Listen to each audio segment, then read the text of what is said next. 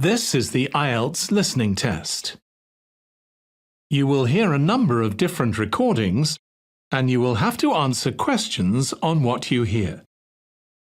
There will be time for you to read the instructions and questions, and you will have a chance to check your work. All the recordings will be played once only. The test is in 4 parts. At the end of the test, you will be given 10 minutes to transfer your answers to the answer sheet. Now turn to Part 1.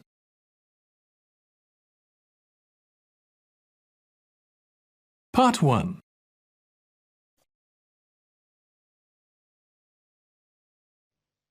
You will hear a man, Martin Hill, phoning an estate agent in order to find some accommodation. First, you have some time to look at questions 1 to 3.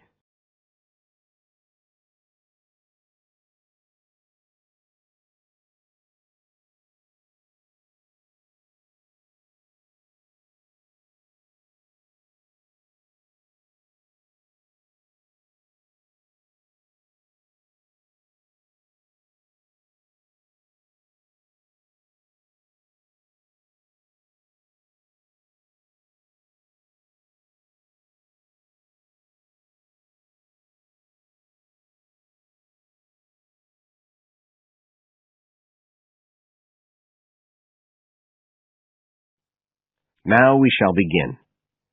You should answer the questions as you listen, because you will not hear the recording a second time. Listen carefully and answer questions 1 to 3.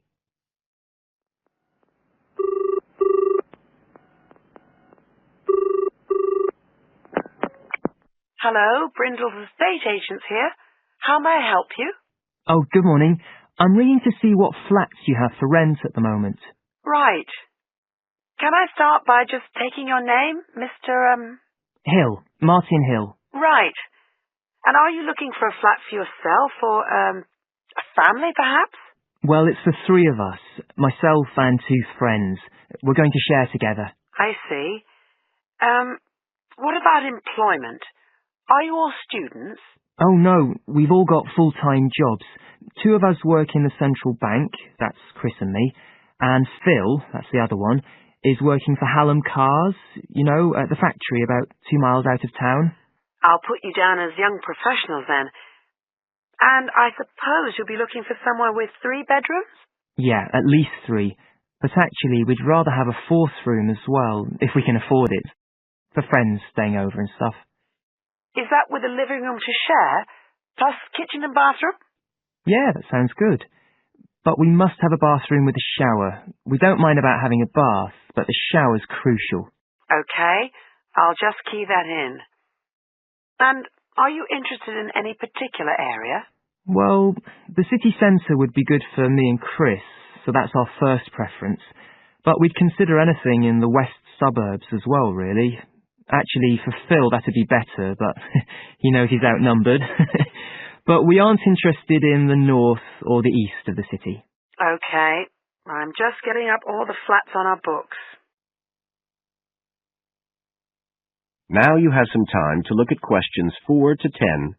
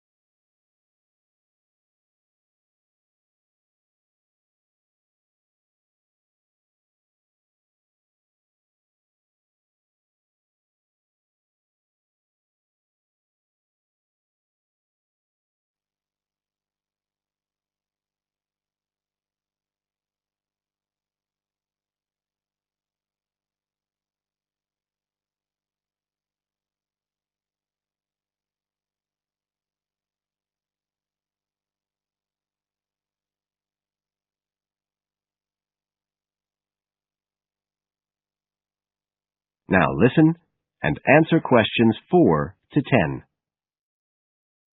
Just looking at this list here, I'm afraid there are only two that might interest you. Do you want the details? Okay, let me just grab a pen and some paper. Fire away. This first one I'm looking at is in Bridge Street and very close to the bus station. It's not often that flats in that area come up for rent. This one's got 3 bedrooms, a bathroom and kitchen, of course, and a very big living room. That sounds a good size for you. So what about the rent? How much is it a month? The good news is that it's only £450 a month. Rents in that area usually reach up to $650 a month, but the landlord obviously wants to get a tenant quickly. Yeah, it sounds like a bit of a bargain. What about transport for Phil? Well, there'll be plenty of buses, so no problem for him to use public transport. But unfortunately there isn't a shower in the flat, and that location is likely to be noisy, of course. Okay, what about the other place? Let's see. Oh, yes. Well, this one is in a really nice location, on Hills Avenue. I'm sure you know it. This looks like something a bit special. It's got 4 big bedrooms and, there's a big living room. And, oh, this will be good for you, a dining room. It sounds enormous, doesn't it? Yeah, it sounds great. That whole area is being developed, and the flat's very modern, which I'm sure you'll like. It's got good facilities, including your shower, and of course it's going to be quiet, especially compared with the other place. Better and better. But I'll bet it's expensive, especially if it's in that trendy area beside the park. I'm afraid so. They're asking £800 a month for it. Whoa, it sounds a lot more than we can afford. Well, maybe you could get somebody else to move in too. I'll tell you what. Give me your address and I can send you all the details and photos, and you can see whether these two are worth a visit. Thanks, that would be really helpful. My address is flat 5.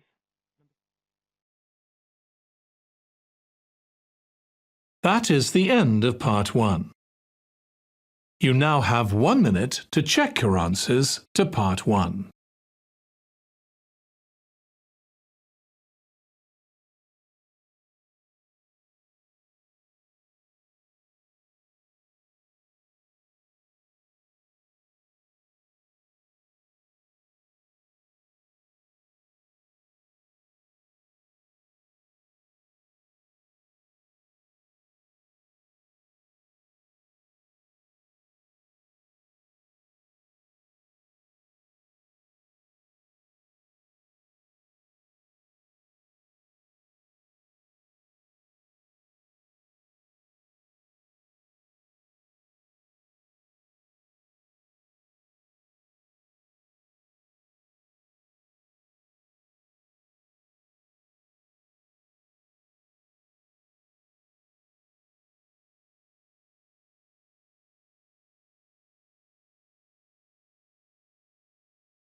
Part 2.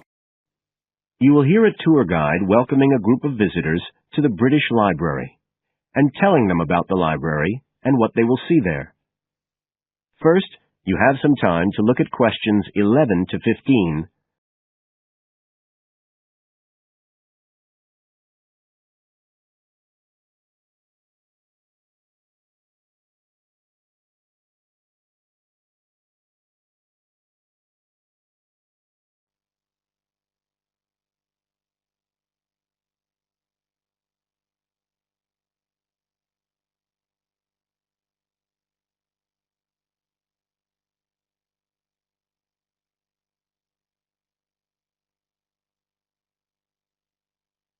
Now listen carefully and answer questions 11 to 15. Good afternoon, ladies and gentlemen, and welcome to your very own tour of the British Library on this lovely afternoon.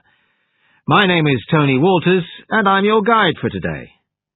Could I please see your tickets for the guided tour? I'd also like to remind you that any tickets bought today do not include a visit to the reading rooms.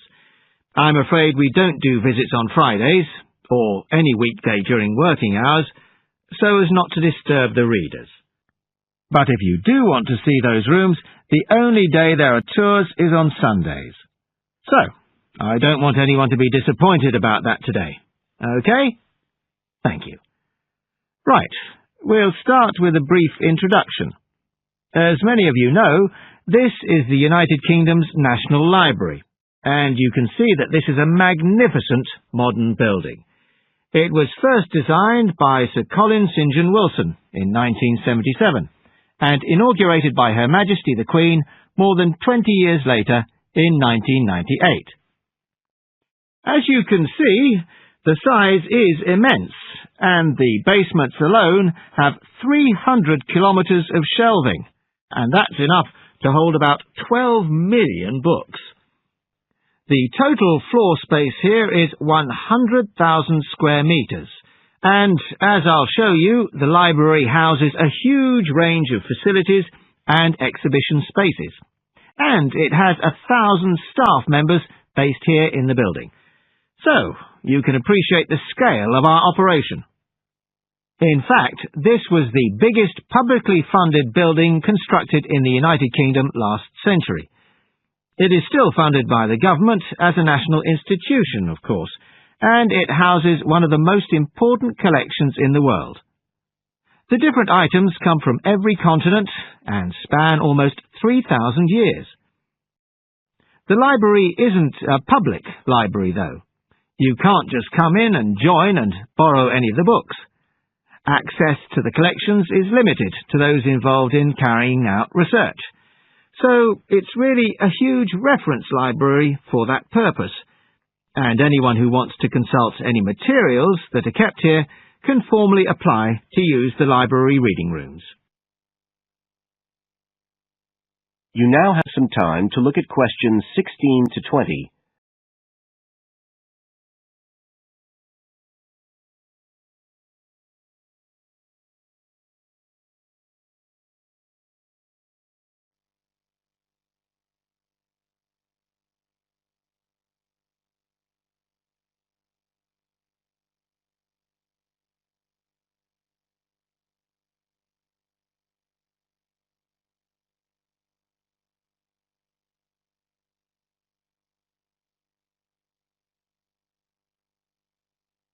Now listen and answer questions 16 to 20.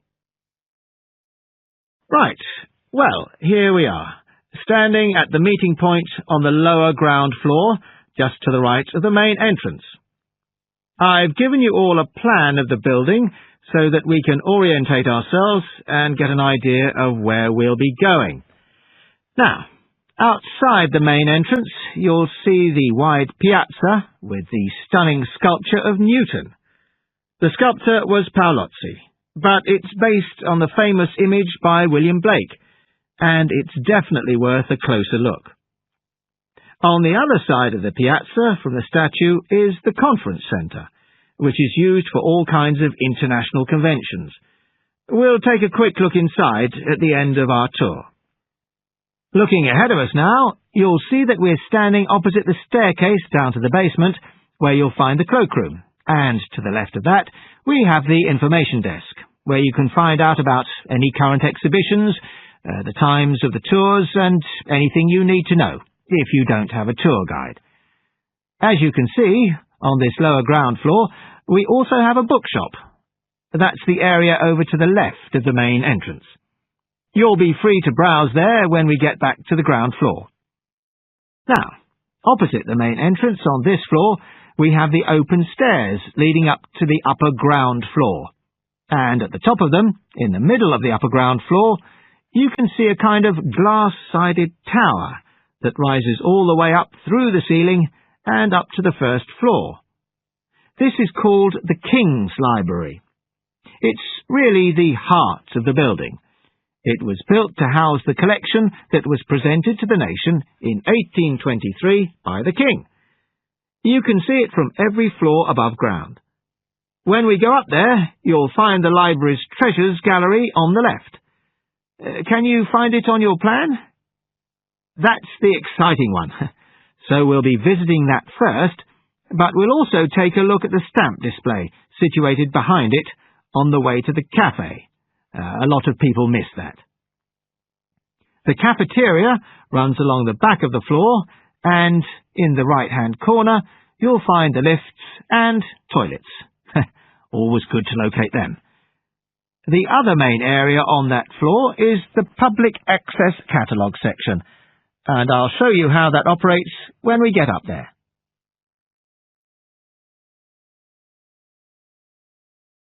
That is the end of Part 2. You now have 30 seconds to check your answers to Part 2.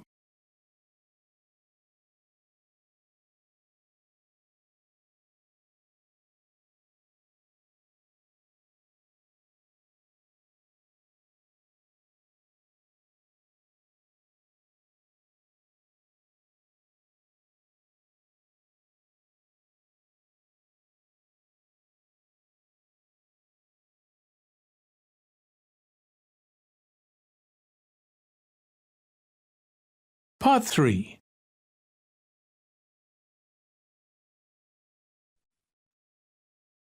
You will hear two geography students talking. An older student, called Howard, is giving advice to a younger student, called Joanne, on writing her dissertation. First, you have some time to look at questions 21 to 24.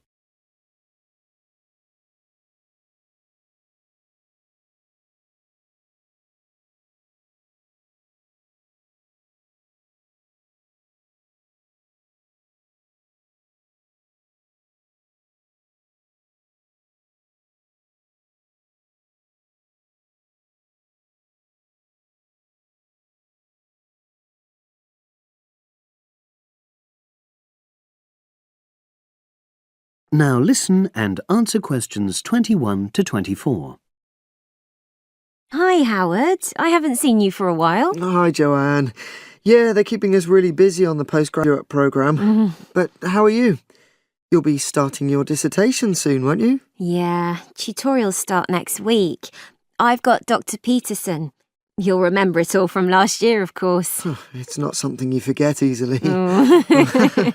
But seriously, although I didn't expect to enjoy writing my dissertation, and in fact I didn't really find it much fun, I wouldn't have missed the experience. I found it really improved my understanding of the whole degree programme, from the first year on. Right. So, what are you doing yours on? Glaciated landscapes. Although I haven't decided exactly what aspect yet. I did mine on climate systems, so I can't help you much, I'm afraid. But you'll be fine once you start your tutorials. Dr. Peterson will help you focus. I know, and he'll set me deadlines for the different stages, which is what I need. My concern is that I've got tons of material on the topic, and I won't be able to stick to the word limit, I remember I had different concerns when I was doing my dissertation. Last year. Yeah, before my first tutorial, I did a lot of fairly general reading because I hadn't fixed on my topic at that stage. I actually enjoyed that quite a lot and really improved my reading speed, so I was getting through a lot of material. I was frightened I wouldn't remember it all, though, so I got into the habit of making very detailed notes. So, did you find your tutor helpful in getting you started? Yeah, we certainly had some interesting discussions, but it's funny, I saw a brilliant programme about climate change, and it was that really fired me up. It was talking about some recent research which seemed to contradict some of the articles I'd been reading. Now you have some time to look at questions 25 to 30.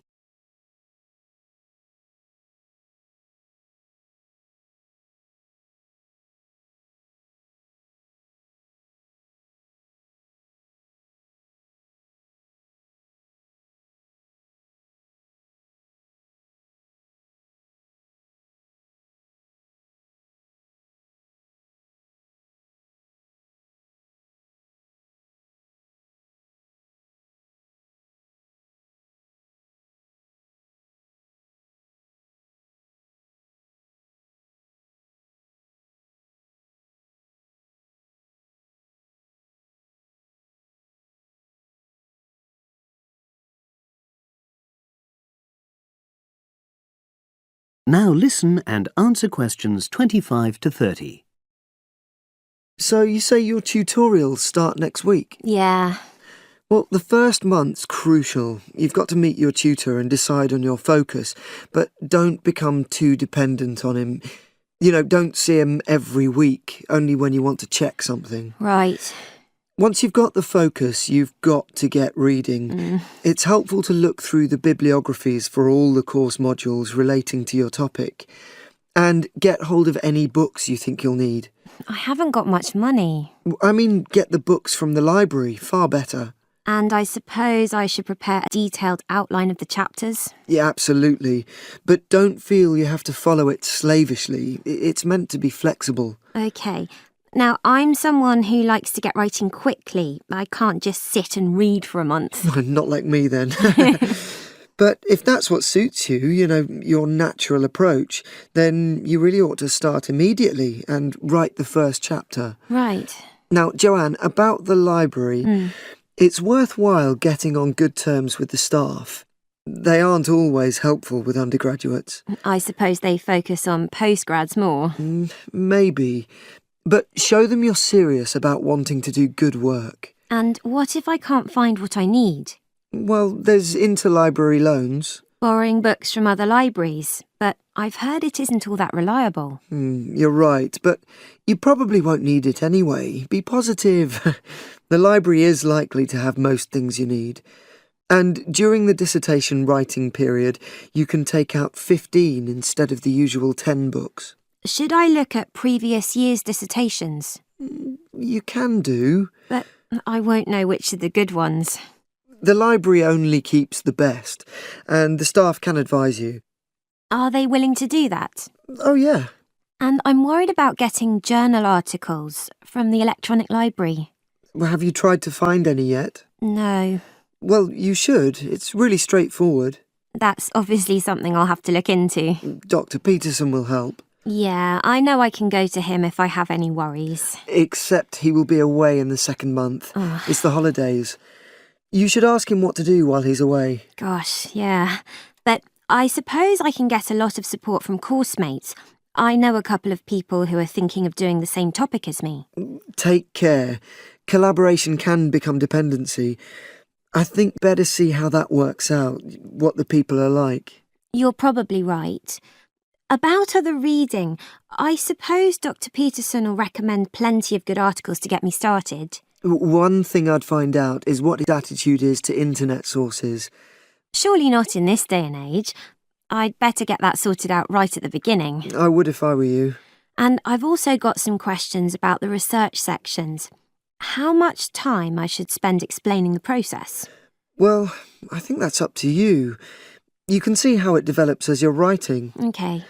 It's the same with things like time management. That's something a tutor can't really help you with. I agree. So, is there anything else you need me to go over? That is the end of part 3.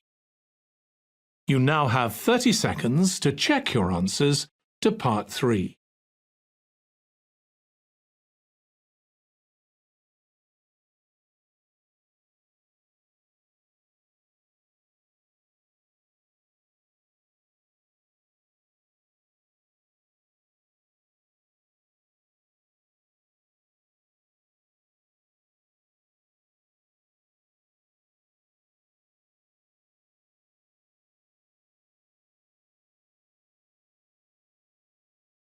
Part 4.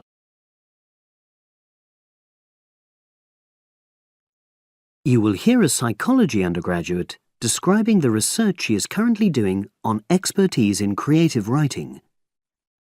First, you have some time to look at questions 31 to 40.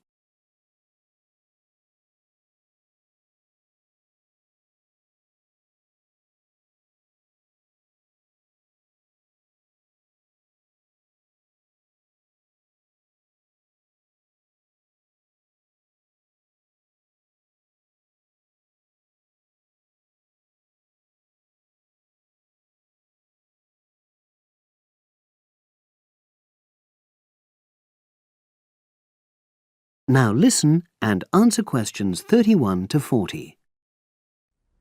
For my short presentation today, I'm going to summarise the work I've done so far on my research project to explore expertise in creative writing. Essentially, I'll share with you the process I underwent to gather my interim findings. First of all, I should give a little relevant background information about myself. Before I started my current degree course in cognitive psychology, I studied English literature, and as you can imagine, this meant I spent a great deal of time thinking about the notion of creativity and what makes people develop into successful writers. However, the idea for this research project came from a very specific source. I became fascinated with the idea of what makes an expert creative writer when I read a well-known 20th century writer's autobiography. I won't say which one at this stage, because I think that might prejudice your interpretation.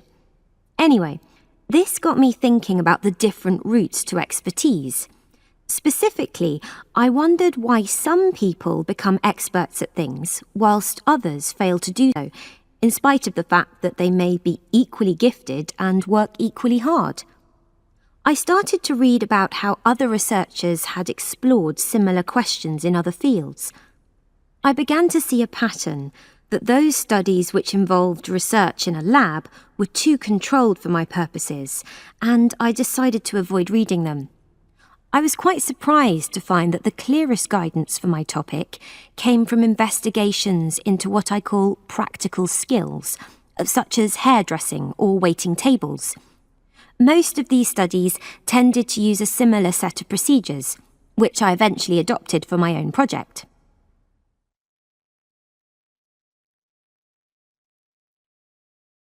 I'll now explain what these procedures were.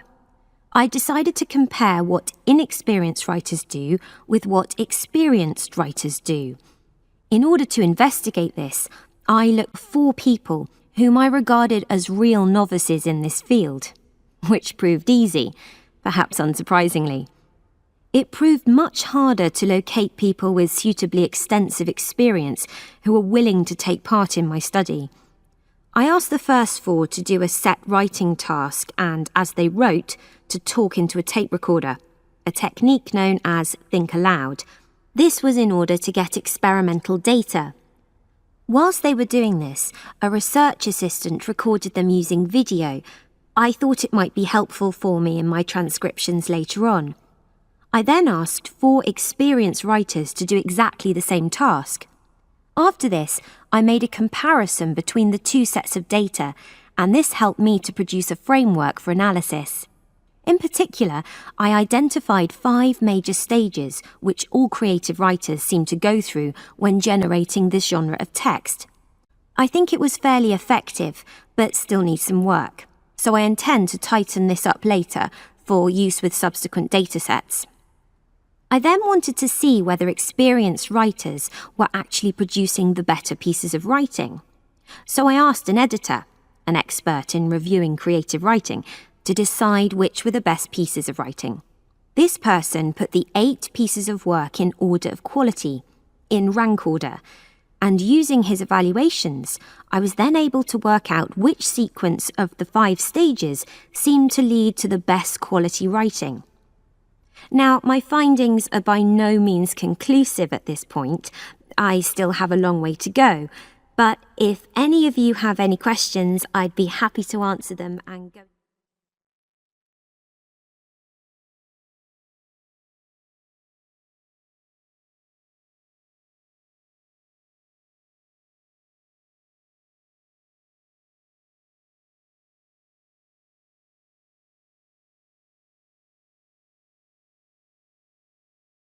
That is the end of part 4.